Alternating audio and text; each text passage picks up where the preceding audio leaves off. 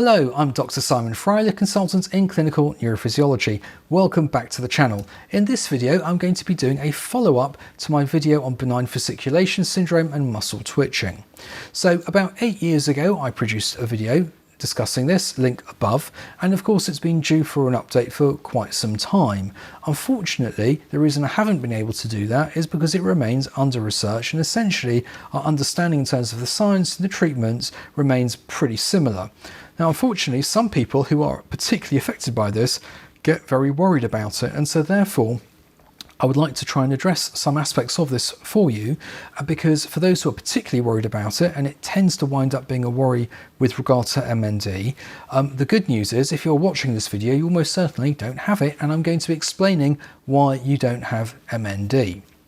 Let's first explore the epidemiology of this condition. Now, the vast majority of people who will exist will have twitching at some point in their muscles.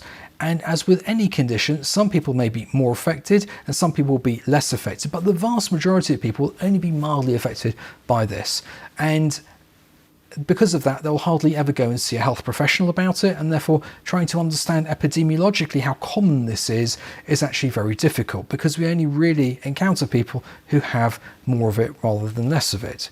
Now, fasciculations are a phenomenon. They're not a disease per se. It just means that the muscles are twitching, and there's a huge range of causes which can underlie all of that, and that range of causes will change with age. Bear with me on this.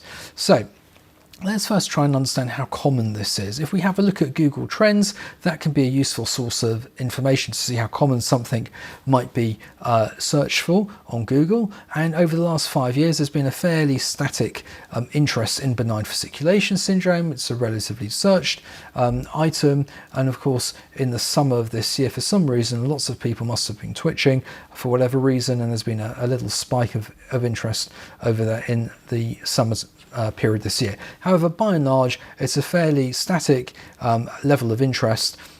But when we compare this with muscle twitching, you can suddenly see there's about 5 times as many people search for muscle twitching than they do for benign fasciculation syndrome. And this highlights the fact that many people are twitching and are going to the internet to try and get some information as to why this might be and how one may address that. If we have a look at the distribution throughout the world, you'll see that it's actually quite prevalent across the world. I suspect the areas where there's been very little interest over here are mostly areas where there is reduced internet access or smaller populations. But for some reason, the Netherlands and Finland really stand out as areas where there's a lot of interest as to benign fasciculation syndrome, the USA and Australia as well. In contrast to those type of analytics, we can actually try and delve a little bit further by looking at who's been watching my video on benign fasciculation. So it's to date garnered about 750,000 views. If you haven't already watched it, go watch it. But by and large, when we look at the analytics, those who are searching for it are younger. So we can see over here that between the ages of about 20 to 35, that's where the peak level of interest is. Hardly anyone looking at this content is above the age of 45. So by and large, it's a younger person problem, and 75% of people who are looking at the content are men, which tallies with real world experience. Now, the hallmark of benign fasciculation syndrome is variability. It will vary in its prominence, it will vary in its distribution. Usually it will be affecting the calves, as a very common site, plus many other random sites, emphasis on random.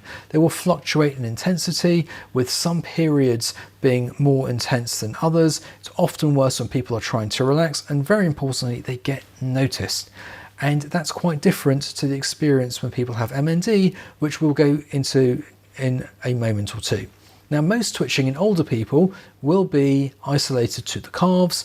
It's often said to be idiopathic. In other words, there's no obvious reason why people may have that, but I suspect an awful lot of it will relate to lumbar spine degeneration, causing some wear and tear, as it were, on the spinal roots, and therefore causing some irritation and therefore twitching. Often, people who are older will be more likely to be taking medications, and some of those medicines might make a direct effect on the muscles themselves, for example, statins or antidepressants, and those can increase the chances of muscle twitching, or maybe an indirect effect, for example, water tablets, diuretics, and blood pressure tablets within the ACE inhibitor class, because those will alter the electrolytes in the blood and those can predispose to twitching. And therefore it's worthwhile checking and correcting electrolytes, potassium, calcium, magnesium, as well as looking for any thyroid issues. So people who are twitching, definitely worthwhile going to see a doctor, getting those basic screening tests done and making sure that everything is okay. Now sometimes it may also be worthwhile considering sleep apnea as well. That can be a reversible cause of twitching in older people. Now, very importantly, in benign fasciculation syndrome, there is no clinical weakness. And that very simply means that you've gone to a health professional who is trained to assess how muscles and nerves work, and there's been no finding of wasting or weakness or change in the tone of the muscle. Now, in my experience and in the literature as well, quite a few patients will feel weak, even though they are not clinically weak, and quite a few people will feel sensory disturbances as well. On the table on the right-hand side over here, this is from my own interactions with people who have got benign fasciculation syndrome. I've found that about 15% of people will complain of weakness. I've seen in the literature up to about 30%. In terms of sensory disturbances, I've got about 40% of people complaining about that. I've seen the literature up to 70%. About a third of people will have sleep disturbances and anxiety. It's quite interesting, sort of teasing apart between men and women. It seems to be that women tend to have more of these sensations of weakness or sensory disturbances or an appreciation of anxiety or sleep disturbances than the men will admit to. But overall, I just really want to emphasize this in terms of wasting and strength. Once somebody has been checked by a doctor, and it doesn't have to be a specialist neurologist, it can just be a GP, you can essentially be reassured that it's not MND. In terms of the sensory disturbances, the more diffuse the symptoms, the less likely they are to be of medical significance. In other words, having an underlying condition beneath it, or to have abnormalities found on clinical examination. And sensory hypervigilance, which I've talked about in another video, link above, may be a feature too. Now, in terms of the causes of benign fasciculation syndrome, unfortunately, the literature remains limited, and I don't think we've made much progress in the last 8 years or so. Now, it's assumed that a proportion of the population will have some kind of susceptibility to develop twitching of whatever reason that might be. But often there is some kind of a trigger that occurs, and then there is a cycle of perpetuation. Now, that trigger is commonly a period of ill health or stress, and that is the trigger. And then in terms of the perpetuation, often there is an element of anxiety, being aware and concerned by them, which can often perpetuate these going forward. That's not always the case, but something that I often do encounter. And therefore, anxiety and an increased amount of catecholamines, these stress hormones in the blood, is often the single most important consideration as a driver. Now, from my personal perspectives in clinic, some patients are willing to admit it quite easily. Most people actually under-recognize it in themselves, and it takes some careful probing to try and elicit that. And some people will be flatly denying it too. And it's usually the most anxious people who are coming in pale, sweaty, their heartbeat going through the roof, and they'll be denying that they've got any anxiety whatsoever. And it's often those people who are seeking multiple opinions and multiple tests. So it's very important to be able to address the aspects of anxiety. Sleep tends to be underexplored in the literature. I've found it to be often disturbed and of poor quality, and that may be feeding in to all of this as well. It should therefore definitely be explored with patients. Now, what happens when people start switching? So we've had a look on Google Trends over there before to see how common it is. And often Google is the starting point for many people. Now, especially in the beginnings of the modern internet age, which is really 1998, I believe. That's when Google came along. We've had particular algorithms which depended on search engine optimization as to what gets placed in front of you when you start searching. And then YouTube came along, which unfortunately has been subject to potential interventions when people started buying views to make their content more popular, to get higher up on the algorithms. Delighted to say I've never done any of that with this channel, but now we live in the age of AI, and people aren't just looking at search engines, but they're actually typing things into AI. Now, although AI is pretty good, we're going to have a look at what happens in a moment. Unfortunately, we can't, as health professionals, really compete for your attention directly. So although we could in theory do so with Google and YouTube, we can't do that when it comes to AI. That information has already been sucked out and is now being presented to you, the viewer. And people often end up fixating on the potential medical causes rather than the lifestyle factors. So let's first of all start with ChatGPT, and I'm going to put this into a few different engines just to show you what happens. So I've typed in at the top, I'm twitching all the time, what is the cause? And you get the standard line of, I'm not a doctor. Okay, so if we just sort of go through, it starts off quite nicely with common, often harmless causes over there, which are all absolutely correct. And then we move down to medical causes that may need evaluation, and those are correct as well. And when we come to neurological conditions, it says rare but can include disorders like ALS, MS or peripheral neuropathies if twitches are persistent and accompanied by weakness, muscle wasting or changes in coordination. Now, it hasn't actually mentioned benign fasciculation syndrome in this list. And of course, once people start seeing ALS or MS, people start to panic. Now, the next thing it says, since your twitching is happening all the time, it's a good idea to track when it happens, note any other symptoms, and then basically see a healthcare provider if it's constant spreading or associated with weakness rather than neurological symptoms. Well, that's almost inevitably inviting people to go to the doctor, because by the time you've done all of that stuff, you'll be well on the way to convincing yourself that you've got ALS or MS or any of these other nastier things. What happens with Grok? Now, the first time I had a look at this a couple of days ago, Grok was down for quite a few hours, and I'm just mentioning that because that's something that should be addressed by Grok, because if I was twitching, I'd want to know the answer right now. But I put exactly the same thing in.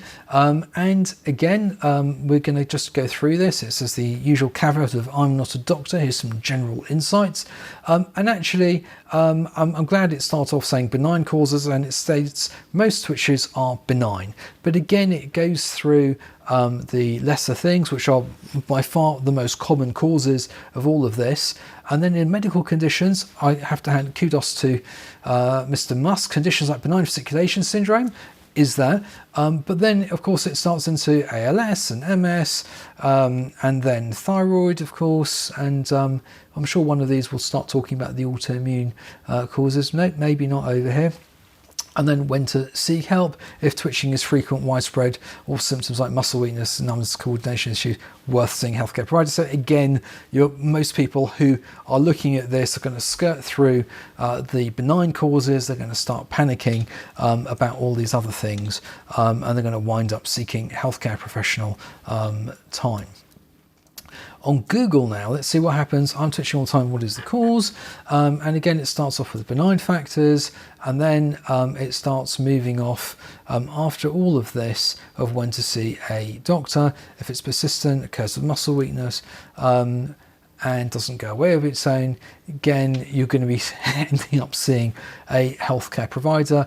I suppose over here, at least they've mentioned the autoimmune disorders as well on that large list of things, but those are all fabulously rare, and over here underlying neurological conditions hasn't talked about benign fasciculation syndrome, but maybe ALS or other brain damage, although this is less common for benign twitches.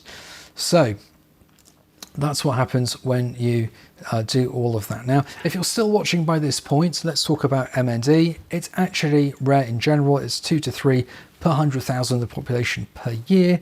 The vast majority of people who have MND are going to be over 50, mostly mid-70s. Now, given that almost no one is watching this over the age of 50, you're going to be exceptionally unlikely to have MND, which is why I've started off this thing saying you're almost certainly not going to have it because you are too young, almost by definition. Now, those who have MND related fasciculations will have abnormal clinical features, especially those under the age of 50. In other words, it's not just twitching that people have, and therefore the vast majority of people under the age of 50 can simply be assessed and reassured by their GP. Additional features beyond twitching, yes, by all means, see a neurologist. Most people who end up having an EMG test requested will not have it requested for anything other than reassurance purposes. So in other words, don't get concerned by the fact that you're having an EMG requested if you've seen a neurologist. It does not mean that you have MND. For those rare occasions that people require surveillance studies, those will be arranged. So if someone has got fasciculations, they have got no additional clinical features, they've been seen and assessed by their GP, family practitioner, who will be fully medically qualified to be able to appreciate what is weakness or wasting, they can simply be reassured. If there's anything slightly out of the norm with this, of course, by all means see a neurologist, but again, the vast majority of people should be reassured at that point and not require additional studies. Now, in terms of the clinical nature of the twitching in MND, usually those who are affected by them are indifferent to them. And the hallmark of MND is that the disease is affecting anterior horn cells. So that's cells within the spinal cord. And that means that when they are firing off, because they are being extra sensitive to sending off their signals, they are going to be firing off twitches in particular groupings of muscles which they supply, what we call myotomal. In other words, muscles innervated from the same level of the spinal cord will be firing off together. And that means that defined muscle groups will be affected. Now, of course, as the disease spreads, then it will affect more and more muscle groupings, but the regions are essentially fixed rather than flitting around, as which happens with ALS. And it doesn't just go from one place and flits off to a different place. It spreads from adjacent region to region, and it will not tend to fluctuate. Now, in neurophysiology, when patients are coming to see us, of course, we are able to pick up fasciculations both looking at the patient and also subclinically as well when we stick the pins in and have a listen to the muscles. But very importantly, when we are assessing patients, there is a clinical context, there is a history and examination which we undertake, and we are primarily looking for signs of subclinical denervation changes in multiple regions. Of course, if there's frank denervation changes, then it makes the whole thing much simpler and almost relatively unnecessary once it's frank. But we're primarily looking for subclinical denervation changes. Now, in terms of my own personal practice, so I'm based here in the UK, and I work out of Luton and Dunstable hospitals, which is sort of the centre of my region over here, working up to Bedford. And in terms of the additional work that I take on with private practice, there's a sliver of London, a bit of St Albans and a bit of Milton Keynes in this area, this region which I look after. And within this region, it's approximately about a population of about 1 million people or so. And I've had to look for you at the age distribution of patients who've come to see me with benign fasciculation syndrome and MND. Now, within the MND group, there's about, this is over the last 5 years of practice. I've just chosen that because it's relatively easy for me to get hold of the records and notes I've made for these patients. Within this group over here, it's about 90 patients, which does translate to roughly about 1.8 per 100,000 per year within that population. So that works out with the epidemiology. And you'll see quite clearly that within the orange bars, the MND cohort are a fair bit older. So you're really talking about people in their 60s, 70s, 80s, beyond.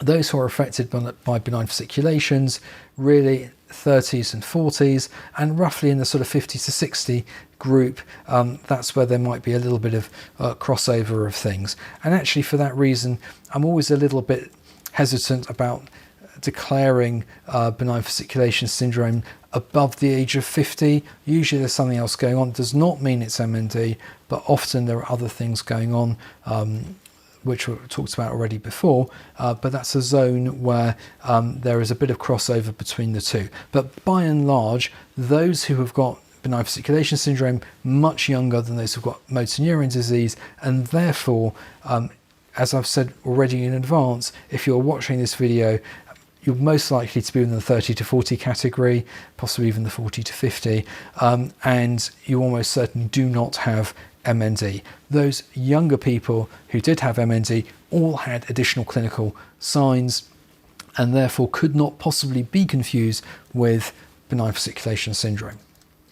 Now, in the previous video, we did talk about how long surveillance needs to go on for, and in the literature there are examples of people who've had a normal EMG and within 4 or 5 years then went on to have a diagnosis of MND.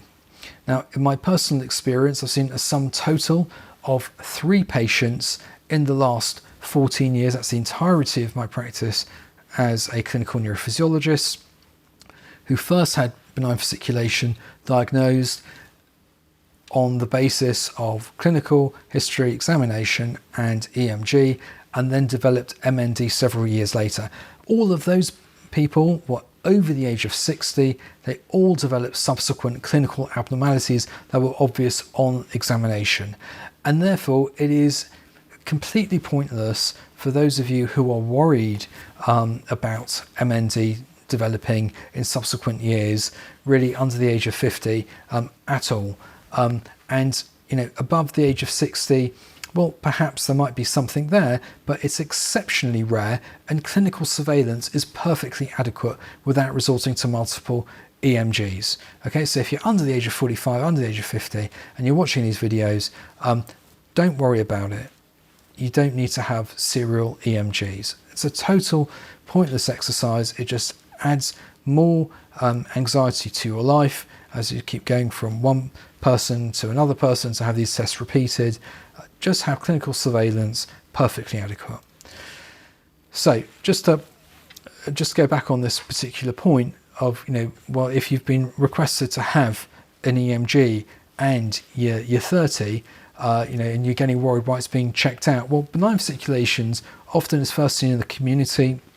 People have their routine examination and blood tests from the GP, the family doctor, but still people are seeing these twitches actively happening, and they're anxious about it, and they get very, very worried, and they'll keep going back to the GP, family doctor, to understand why this is happening, and they end up being sent to a specialist. Now, when the specialist requests tests, it's usually just to reassure people and for no other purpose.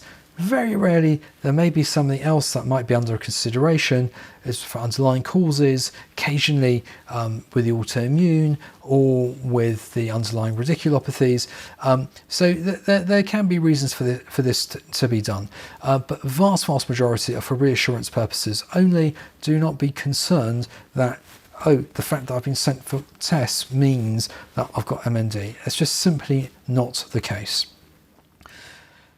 In terms of prognosis, the natural history, what happens? People ask me the whole time, you see it here in the comments section, when will these twitches disappear? There's a very, very limited literature out there. The longest study that I've seen in terms of follow-up has been about 2 years, which is really not very long. For personal experience, I would say that it often lasts for many years. However, it does gradually lessen with age. And then the question is, well, how gradual is gradual, and when will it go? So I'm going to give you my personal view here. And that is that once people accept that it is okay to twitch, generally, that is the single biggest thing that can help people manage the twitching and reduce them in terms of their frequency and in terms of how disturbing they are. And once people find ways to deal with the anxiety elements and the drivers of anxiety and try and improve their quality of sleep and lifestyle factors and reduce caffeine intake and try and deal with stress and those kind of things. Those are really, really important. So all those things that you see on Google and ChatGPT and Grok, they're all 100% true. The key thing that people have to focus on is on the lifestyle side of things. And once people have got that, and once people understand that if you are youngish and let's say sub 50 and you've had all these things done, it's okay to twitch, and it is exceptionally improbable that people will go on to develop MND. Now, in terms of medications, I'm often accused of promoting medications on this channel. Really, this is very much should be looking at lifestyle and acceptance. But occasionally, those who are more severely affected by this would benefit from them, either to help to reduce anxiety, relax the muscles, reduce neuromuscular muscle stimulatability, or reduce flight and fright hormones. So those are the general strategies that people can look for in terms of trying to treat this. So I just wanted to say thank you for watching, getting this far. I hope it's been reassuring somewhat, and I just wish you all the very best. If you're twitching, it's okay to twitch. There's no problem with that.